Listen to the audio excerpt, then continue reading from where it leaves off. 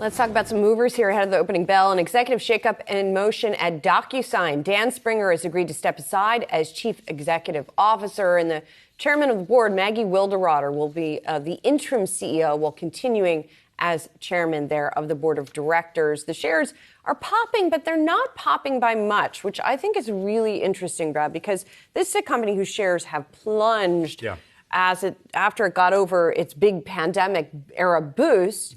And we've talked with Dan Springer multiple times about his efforts to try to get the company back on track after the pandemic, reworking the sales staff a little bit. We talked to him recently about billings, which was a big source of disappointment last quarter for investors, and so, but it is, again, interesting to me that it doesn't seem like investors, judging from the stock reaction, necessarily thought he was the main problem. Yeah, and he, in that conversation with him, and it was just a week ago that we had him on, actually, and he said from a DocuSign standpoint, they have an additional challenge that came out with guidance last week to have lower growth than they had previously forecast, and the impact to their stock, he acknowledged that in the conversation and saying it was understandable. But I think for how much that they had to pull forward in terms of their own growth and what they could expect for that growth to actually be retained over an extended period of time. Those growth rates were astronomical for a lot of the ERP companies, cloud-based solutions,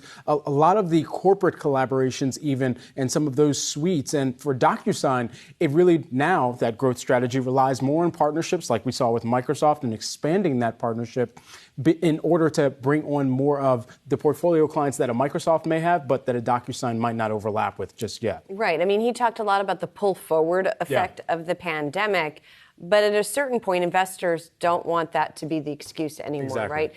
I think people are realistic that the rates of growth are not going to be the same, but they want to see a consistent rate of growth. They also want to see customers expanding the services that they are taking on from a particular company, and that didn't seem to be happening really at DocuSign. So it's unclear what Dan Springer's going to do now. If there's nothing in the statement to state that he's going to stick around through a transition period or, be on the board in some capacity. So it seems like reading between the lines. Signing off for right now. Yeah, it seems that way.